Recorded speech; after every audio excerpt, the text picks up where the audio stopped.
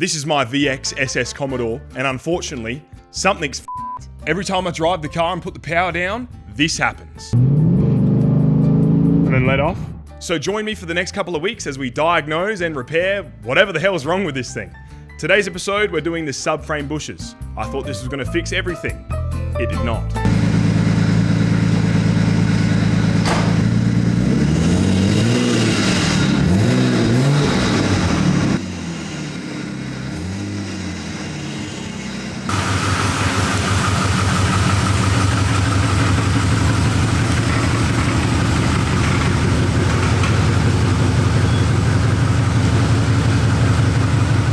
There's a couple things you're going to need if you want to do your rear subframe bushes as well. I've got it all stacked up down here. So for this one, you're obviously going to need a jack, 2 jack stands, get yourself a prying tool. I've just got myself a cold chisel, but yeah. You're going to need yourself a blowtorch and some Loctite. The blowtorch is for melting the existing Loctite on the bolts, and obviously Loctite to put some more on there. You're also going to obviously need a rear subframe bushings kit. Mine being in the freezer to get nice and cold. The colder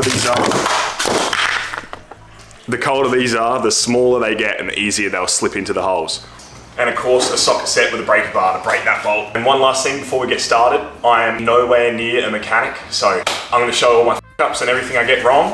Hopefully it doesn't go too bad though.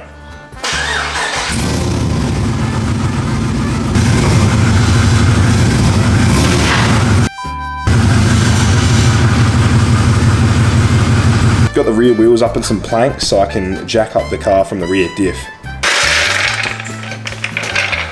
And if you're following along at home, I highly recommend you have a better jack than the cheapest one from Super Cheap Auto. Don't do what I did. Get yourself a good jack.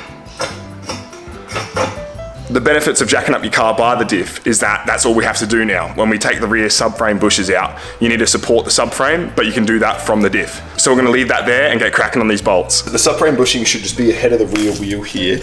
If we have a look, here it is. So this bolt right here also has a little cover on it, so you're gonna have to remove. I know it's hard to see, but it's literally just a metal cover that the subframe bolt goes through with 3 bolts you have to take out as well. Before you get to the big bolt. Oh, that's on there good. All right, let's see if the old WD can save us. Perfect.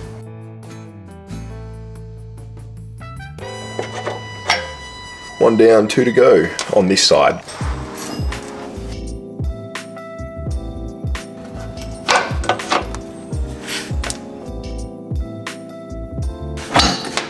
All right, now for the fun part. We're gonna hit this bolt with a blowtorch for 2 minutes until it just incinerates all of the Loctite on it. I've never actually used one of these bad boys before. Oh, that's right. I was gonna get this rag and wipe off the WD-40 so we don't actually have a fire. Get rid of the cobwebs too.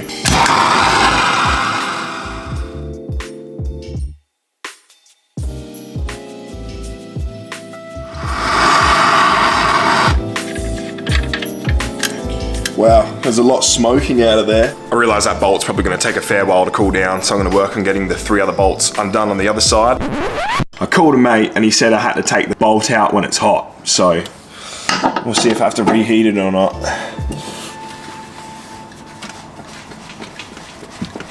Oh, she's tight. Come on, son. Oh. Oh. Damn, that is on there. Oh, oh. Holy shit. Oh, I got it. Holy shit. Oh, damn. Oh. Whew, jeez. That is tight.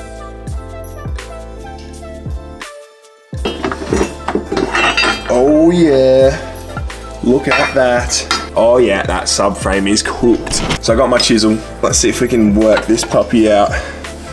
Ooh, oh, shit. Not off to a good start, I'll be honest.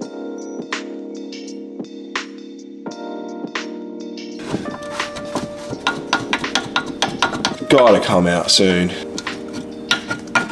Oh yes, yes! Jeez, that's dirty in there. Let's have a look at these in the light. They're definitely cracked. Look at that. Big cracks. Definitely ain't no good. So we're going to clean the bushing hole out with a bit of steel wool. There's literally dead spiders hanging from the inside of that, so we'll get this cleaned up. Oh, there's a bunch of deteriorated rubber in here. Yeah, definitely going to need the steel wool. After using the steel wool for way too long, I gave up and drove to Bunnings and got a wire wheel for my drill. Gotta love the 21st century.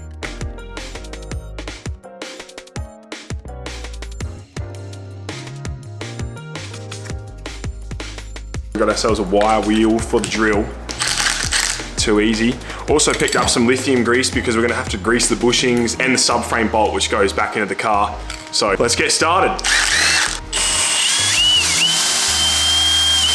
If you're doing this at home, use some safety glasses. There was rust flying everywhere. I've just jacked the car up a little bit more so I can actually get my hands above here. I'm gonna need to clean up here too because this is where the top of the bushings sit. The less dust and rust we have in here, the better the bushings will sit, the better they'll seal, they'll stay a lot better without corrosion in there.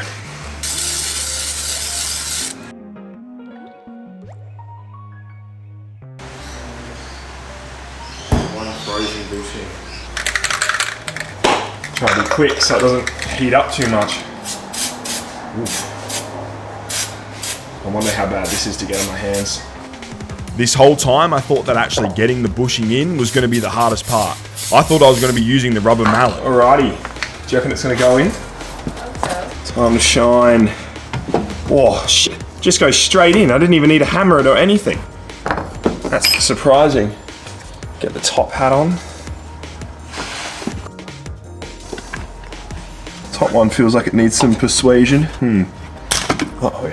I really wanted this to hold in here. Now I'm going to have to put this in there momentarily. Is that even going to reach? No, it's not.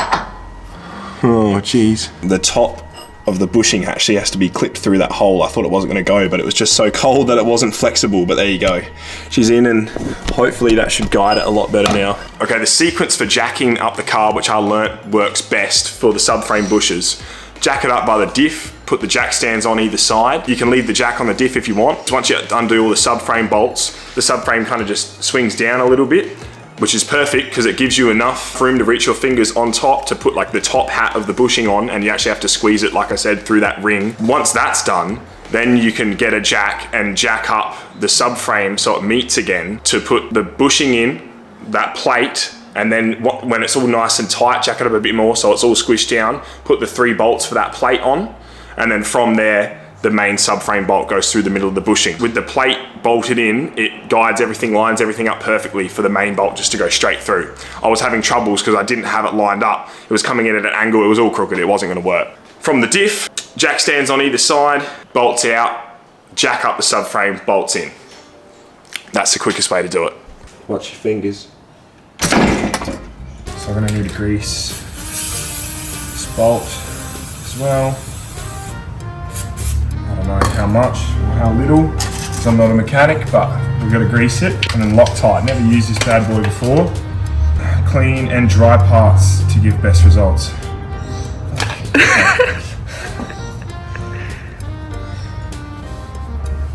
It's a shake bottle. No, gotta chop it. Why? Chisel. Chisel. Good call. Got it. Smart. I do not know if this is the right amount to add, but I'm going to say that's probably good enough. That's probably never going to come out again anyway, if I've done this correctly. Fingers crossed. They said dry results are best, but I'll put a bit of grease just because I don't want this. I suppose it's not really going to rust. It's like zinc coated, but hey, mechanic mate said to put some grease on it, so I'm putting some grease on it.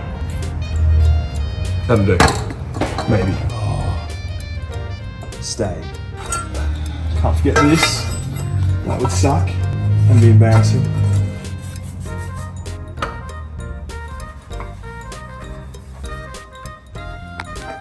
Something like this. Grab this bad boy. Oh shit. Alright, we've caught thread. It's good.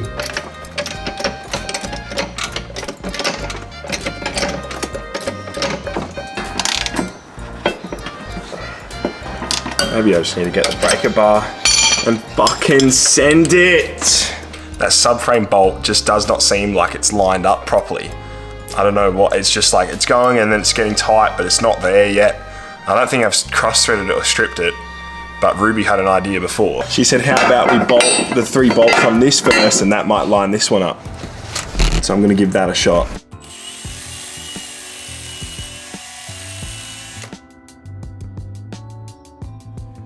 Just cleaned a little bit of the old Loctite off of the bolt. I don't know if we were even getting that far down the thread or not, but reapply and go again. Definitely way too much. I don't know, maybe. Okay, attempt 2.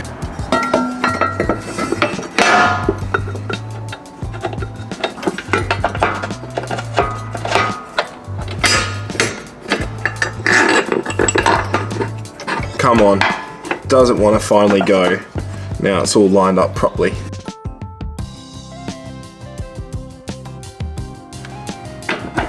Time for the big one.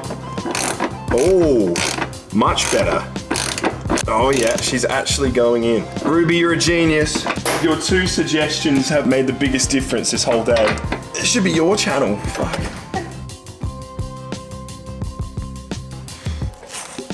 It's pretty slow going. I should have put more grease.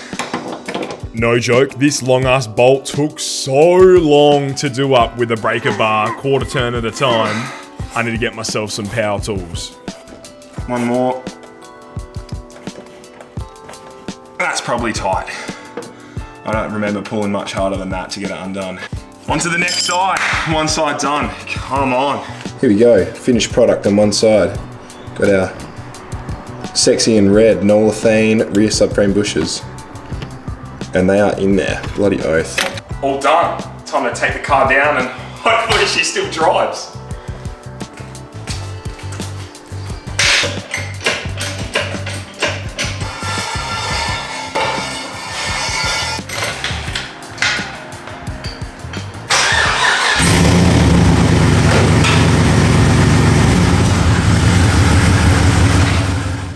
Okay, so we took the SS for a drive, fixed the issue a little bit. So the whole issue with the car, I'd accelerate and the whole car would lift up and kind of twist that way. And then when I'd let off, it'd come back, but like way harsher. The rear would want to like sling out, the front would want to sling down. It was all over the place, it was sketchy, I didn't trust it, no good. Now, put the power down, the rear is pretty solid. The rear just like kind of squats down a little bit, we go. The front though, still lifting up, still swinging back down when I let off, all over the place. So I'm gonna jack up the front of the car. Look at if there's any loose bushings, rattles. To be honest, like I said in the start of the video, I'm no mechanic. I don't know what I'm looking for. I'm just gonna like wiggle the wheel and hope that something looks obviously shagged. So let's have a look.